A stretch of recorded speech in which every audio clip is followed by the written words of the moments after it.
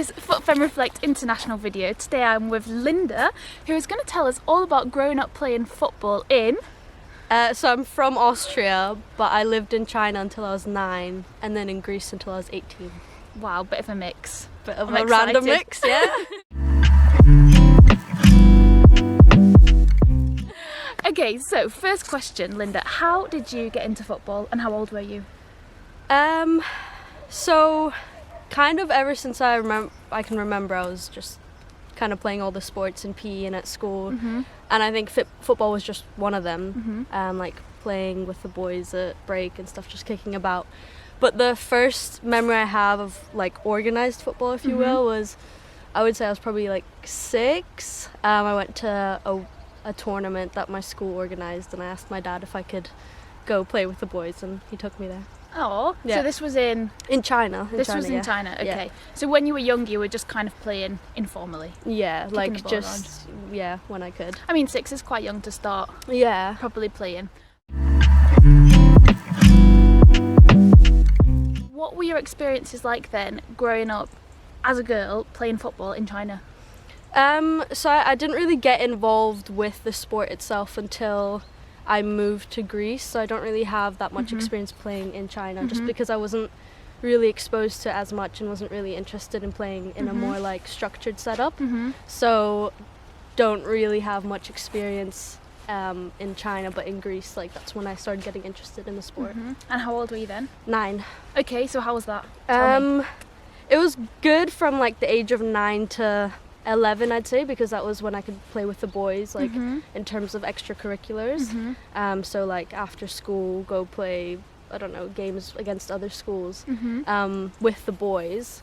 But then after that, we were kind of split, so like between boys and girls, obviously. So you couldn't really play I couldn't play as much as I wanted to, just because there was no interest really from the other girls in my school. I think there were 3 girls in my year who liked to play football. Only 3? Yeah, so across the whole like high school, we had maybe 9 girls or something who wanted to play. So yeah. So not enough for even an 11-a-side. No, I'd never played 11-a-side before coming to uni. Really?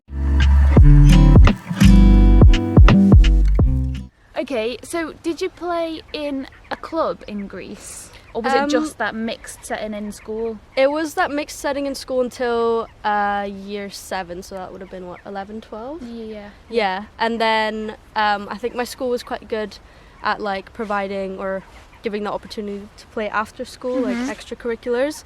And we actually did get to play against other schools as girls, but it was always like a 5-a-side or 7-a-side.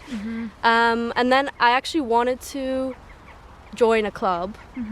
And there was one club I tried to join. I was 12 at the time, and it was a women's team because there was no girls' team. So it was me like showing up. It was an hour from where I lived, so my dad drove me there. An hour? Yeah.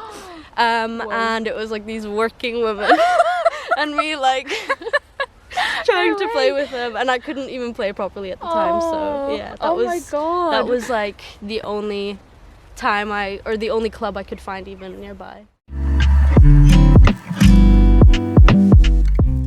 Wow, so then it was like that until you came to uni? Yeah, so I'd never played outside of school until I came to uni. Whoa, yeah. Okay.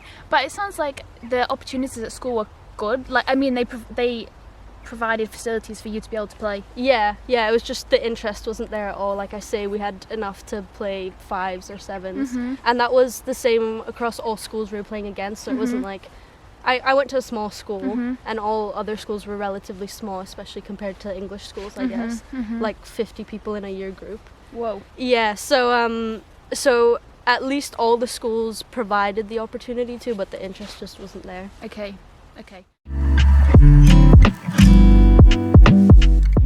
How about then, in general, in Greece, and I don't know if you know enough about, but in China as well, what are opportunities like for girls and women that want to play football? So not necessarily your situation, but in general. So I'm not sure about China, but in Greece it's really limited, which I always thought was quite surprising, because they had all these pathways in other sports, but I think in terms of women's football, the perception of the sport was very much it's a boys' sport.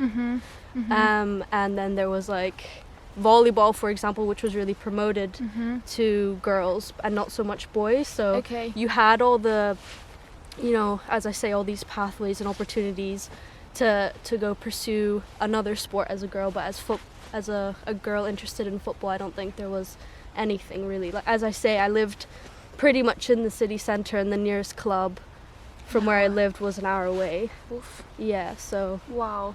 Yeah. So that was your dad that took you? Yeah. He was committed? Yeah, my dad took me everywhere and was, you know, if I wanted to kick a ball about, whether it was, you know, hot or pouring down with rain, he'd go with me and oh, kick about. That's good. That's the support you need. Exactly, yeah.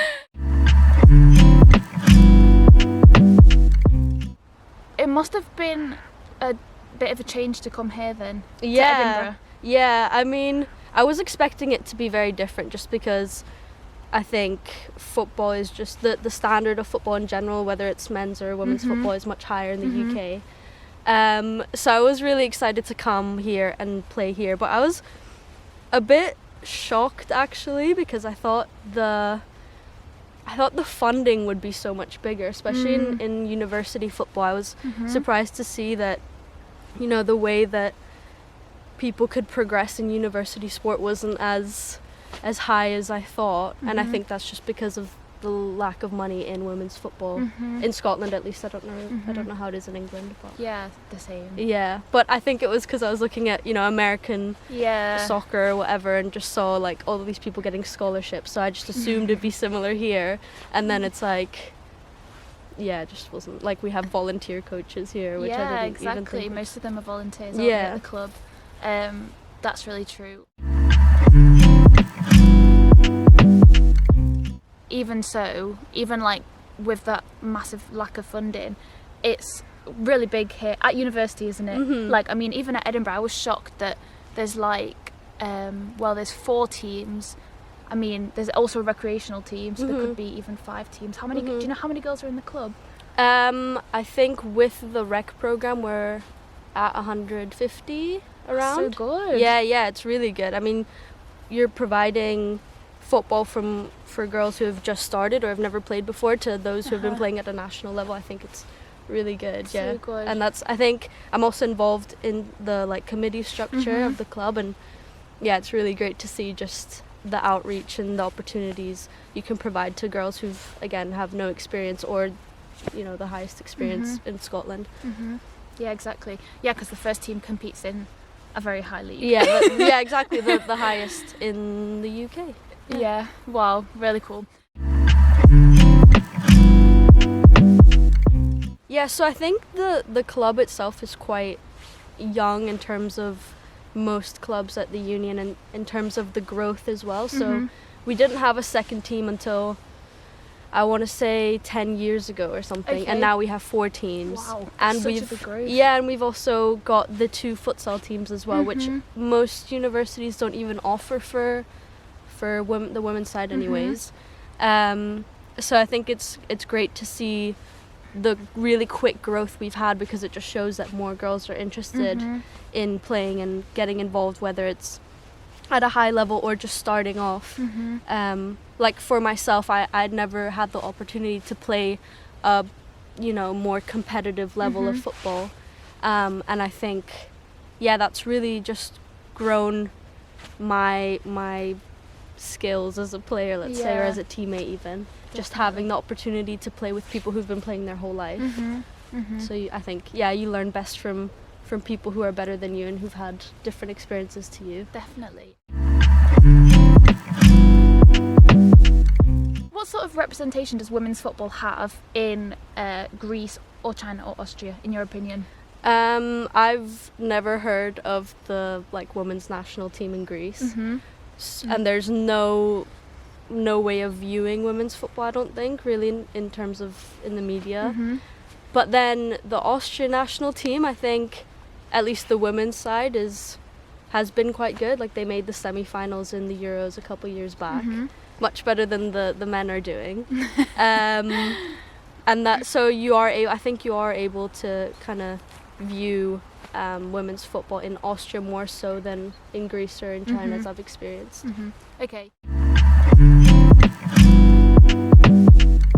2019, obviously there was the Women's World Cup in France, and luckily, I think some of the girls might have said that we actually went to go see the England-Scotland game, and at the time, myself and Meg, who's a teammate of ours, were the social secretary, so we organised that trip. Oh, nice. Yeah, and I don't think I would have ever had the opportunity to go see a women's game live, especially at that kind of level, that standard.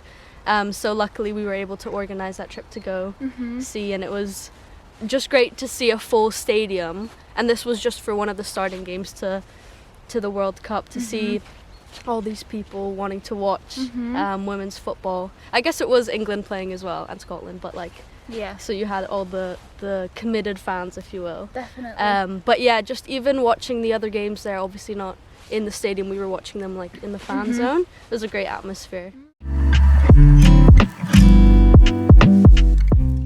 What does football mean to you? Big question, I know. I mean, on the just exercise level of it, I mean, that it goes for any type of sport, I think. It's just a great way to keep yourself motivated, disciplined, and, just, take your mind off things. I think that's been really good for me throughout my university experience, just to kind of look forward to something at the end of the day and just like let off some steam. But then I think more so on the level of growing yourself as a person and yeah, as a young person especially, I think it's been great to build confidence for me, especially like it's been quite humbling to be on a pitch where everyone is better than you. For me, when I first came to uni, I didn't know how to shout for the ball, kind of thing, just because I'd never done it before, playing with people who like know how to talk on a pitch, for example. So I think for me, I've grown a lot of confidence both on and off the pitch from it, and then just being around people who are like-minded and just finding friends for life. I think that's been the biggest asset to my university experience for sure. I love asking this question because everyone says something different about what football means to them, and I can relate to every single one. And that thing, like you were just saying about shouting on the pitch, is so true. Like, it does give you more of a voice, just like in yourself in everyday life. Like, you feel like you can express yourself a little bit more because you used to just like shouting at people. Like, have to get out have the the confidence to speak up, and so true. And obviously, like you make friends for life. That's so true. Okay, nice. Final question then. Okay. What would you say to girls or women that are thinking of giving it a go? Do it. If you've got the opportunity to, I'd say go for it, because you've got nothing to lose. If you don't like it, or if you feel outside your comfort zone or whatever, you can always stop, but you can't stop unless you've started. So I'd say give it a go, and go for it. Go for it, exactly. Well, thanks so much. It's been a lovely interview here. It has, yeah. Well, actually not that cold, despite all of the snow that you can see around us here in the Crags in Edinburgh on a very clear day. Beautiful Scottish sunny day. So, thanks so much for doing this interview. My pleasure. Thank you.